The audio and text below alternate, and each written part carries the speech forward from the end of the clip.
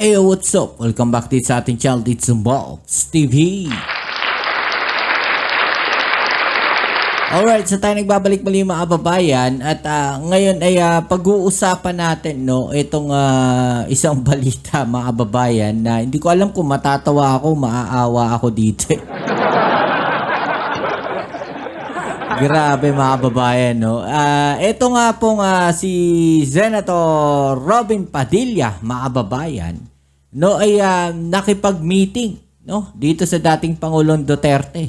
Breakfast meeting po, ang chairman ng Partido Demokratiko ng Pilipinas, sabi po niya dito, ayan, breakfast meeting kasama ang chairman ng Partido Demokratiko ng Pilipinas. Ang problema, mga kababayan, ang ka-meeting niya dito ay yung standee ni Tatay Digong. Grabe. Ay parang good vibes lang sabi niya dito, Nako po. Malala na rin ata to.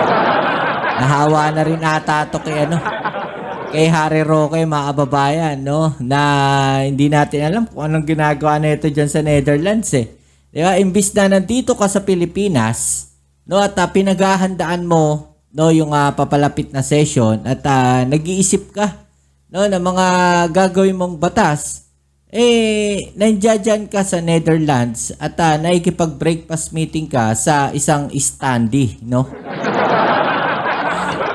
Okay, so yan ang ating alamin at pag-uusapan. Pero syempre bago ang lahat, please don't forget to subscribe, like, share at comment dyan sa comment section at pakiclick na rin ang notification bell para ma-update kayo sa mga latest video uploads natin, alright?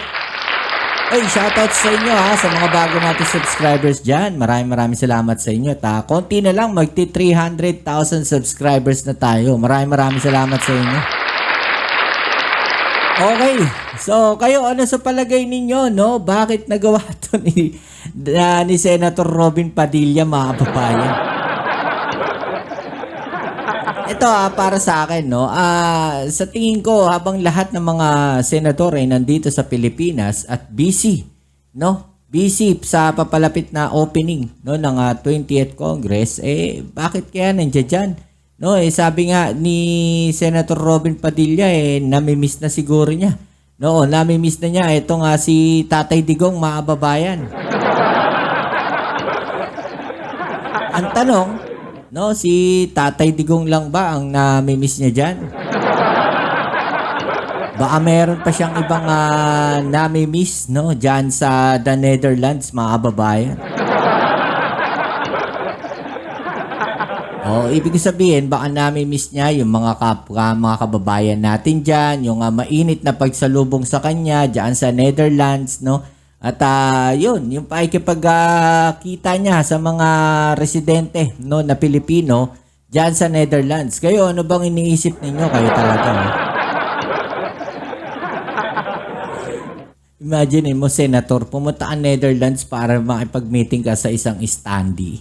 Di ba? Hindi naman natatama yun. Di ba? Uwi ka na lang din dito, Senator Robin Padilla, isama mo na si Harry Roque. Okay, so siguro iniiwasan din niya makipagkita kay Harry Roque, Pwede siyang kasuhan dun, Basahin natin, yung ng mga tao dito, mga kababayan, Ayan, yung mga komento ng mga tao dito. Sabi dito, serve the Filipino people, not serve your idol, please. Hindi ka binoto ng mga fans mo para pagsilbihan ang isang tao. Ang laki ng sahod mo. Sana malaki din magawa mo para sa sambayan ng Pilipino. Kawawa kami mga taxpayers na nagpapasahod sa iyo. Well said and done to, mga kababayan, Siyempre nga naman, ibinoto ka ng sambayan ng Pilipino, pero ang tawag natin dito, loyal ka sa isang tao lang. Hindi naman ata tama yun. Dapat maging loyal ka sa sambayan ng Pilipino kahit paano nagawa sa'yo ni Tatay Digong. Di ba, mga kababayan? Pero at the same time, baka nakakalimutan ninyo. Inadapt din po yan ng unit team si Senator Robin Padilla. Baka nakakalimutan ninyo.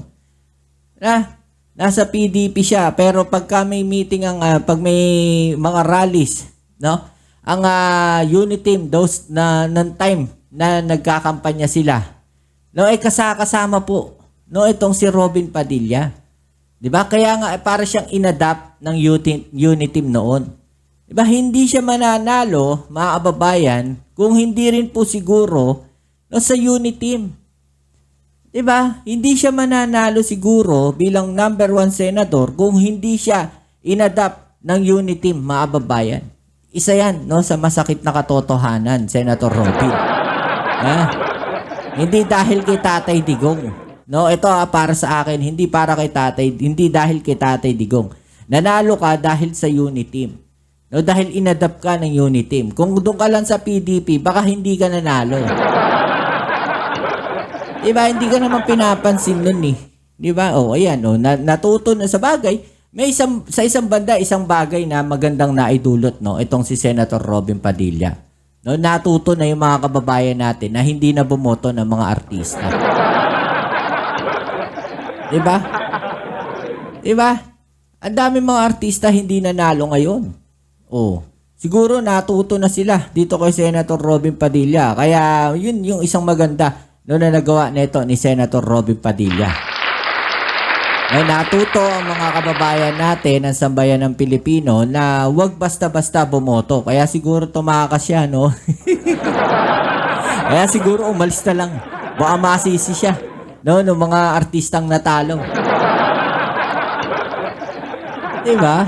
O, tingnan pa natin dito mga kababayan, no? Sana maimbitahan ka namin dito. Ayan, no? 'Di ba? Iniimbitahan siya ng mga kababayan natin doon sa the Netherlands, 'di ba? Oh, ito pa oh. With all due respect, Mr. Padilla, huwag niyo kalilimutan ang taong bayan sapagkat nanumpa ka na maglilingkod no sa sambayan ng Pilipino. Your loyalty must be with the Filipino man. Totoo naman. And not just for one man. I understand that you miss Digong and what not. Pero, magtrabaho kayo dahil taxes po namin ang pinangbabayad sa inyong sweldo. Pasok, pashers, and you will be black. Diba mga kababayan? Totoo naman yung sinasabi na dapat ang pagsilbihan mo sa bayan ng Pilipino. Okay, nandiyan dyan tayo, no? Pero huwag naman sobra-sobra. No? Kagaya niya, sila Senator Bongo. O si Senator Bato.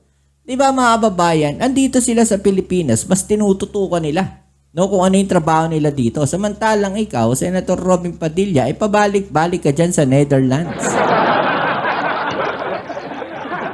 Honestly, hindi lang no yung ibang mga kababayan natin ang nadidismaya rin no yung ibang mga DDS siguro sa iyo no sa katotohanan no nadidismaya rin sila no dahil sa ginagawa mo na 'yan. 'Di ba?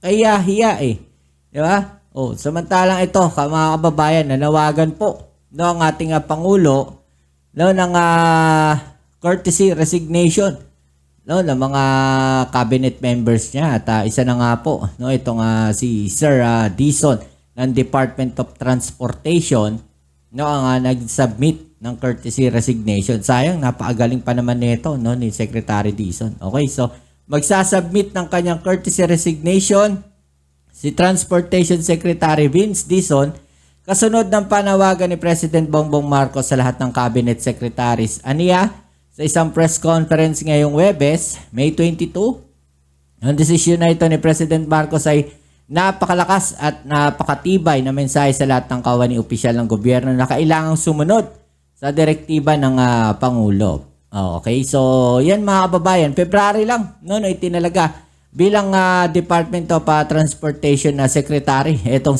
si Secretary Vince Dizon mga kababayan. Sayang, napakagaling pa naman nito no. So panoorin natin mga kababayan yung kanyang naging mensahe dito.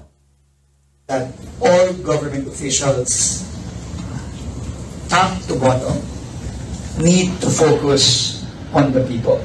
Kailangan sa tao na tayo nakafocus, tama na ang politika, tama na ang gulo. Kailangan magtrabaho tayo para sa mga kababayan natin. Yun ang sinabi ng ating Pangulo noong Lunes. Ang itong ginawa ng Pangulo ngayon ay napakalakas at napakatibay na mensahe sa lahat ng mga kawani at opisyal ng gobyerno na kailangan sumunod tayo sa direktiba ng Pangulo. Ang focus natin dapat ay magtrabaho para sa ating mga kababayan. At itong paghihingi ng courtesy resignation ay isang napaka-lakas na simbolo na the government of President Bongbong Marcos means business. No, hindi po ito pakita na. No. I think unprecedented ito. I cannot remember, I don't know. I've been in government for more than 2 decades. I cannot remember a time where a directive like this that sweeps across the entire government has ever been done by a sitting president.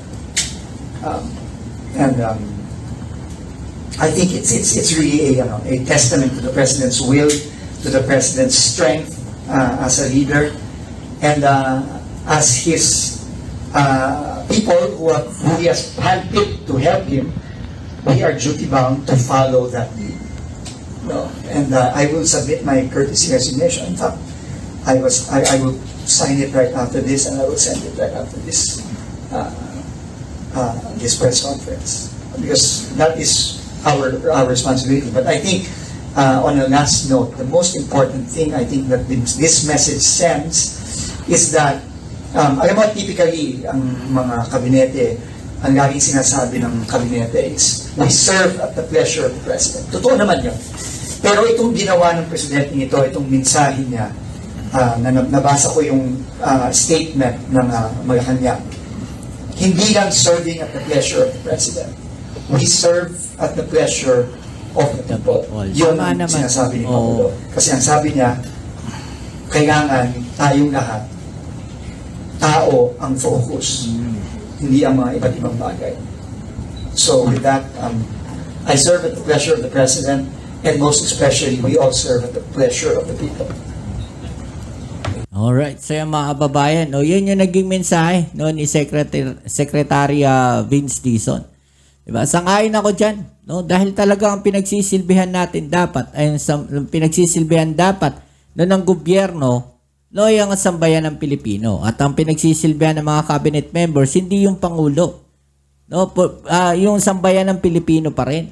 'Di ba? Kaya nga nilagay kayo diyan ng ng Pangulong Bongbong Marcos o ng presidente na lang, kamo, sabihin natin. 'Di ba? Ng presidente nilagay kayo diyan, parang extension kayo no ng ating pangulo. 'Di ba? Kumbaga, bibigyan kayo ng ng utos, ng direktiba, then kayo yung magagawa diyan sa ibaba. Parang ganon, no? At kung ano man 'yung sa tingin ninyong mas maganda pa no na gawin, 'yun yung gagawin ninyo. Diba? Para sa sambayan ng Pilipino, hindi para sa pangulo no ng bansa.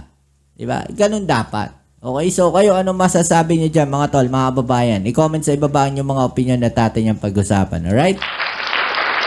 So yan muli, kita-kits tayo sa ating next video upload. Dito ang inyong Kuya Bobs Seats of Bobs TV. Peace. I'm out.